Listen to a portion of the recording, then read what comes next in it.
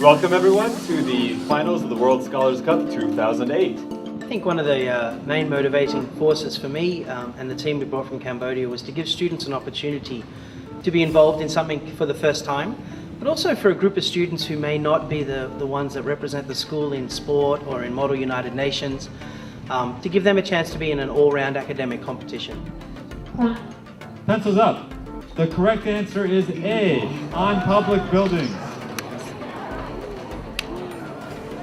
I would say it's a really good experience. It's a pre-college experience, as these are the types of things you would do in university. You meet new people, new cultures, and travel to a different country. It's a great experience.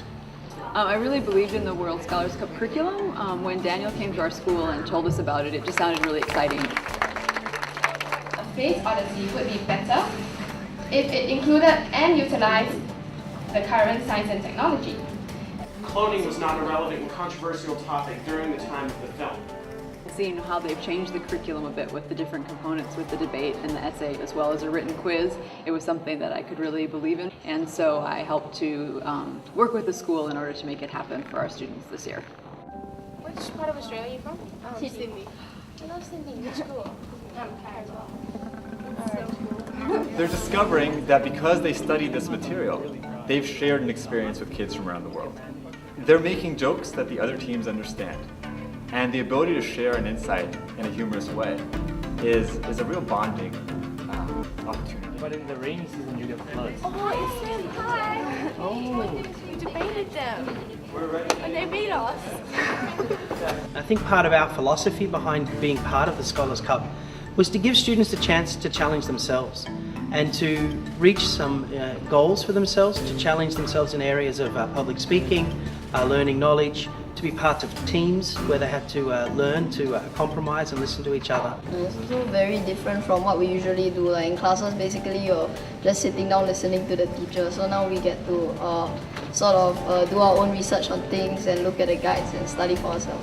When we set out to design the Scholars Cup, we realized that we weren't just out to create a curriculum in which students would learn facts.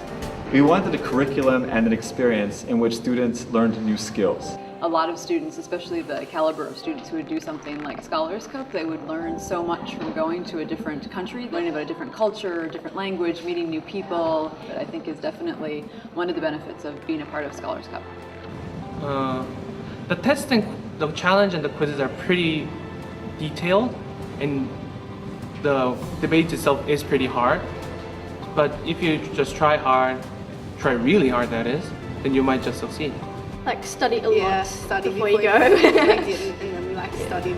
Yes. It's nice to know that you're actually learning something that is not in your own curriculum, and instead of just restricting what you actually can learn to the few subjects they learn in school, can actually learn more, and it's very fun. The resources we got were very stimulating, and we thought that was a very good way to like further our education. There were 6 subjects, and there was a lot of information to absorb.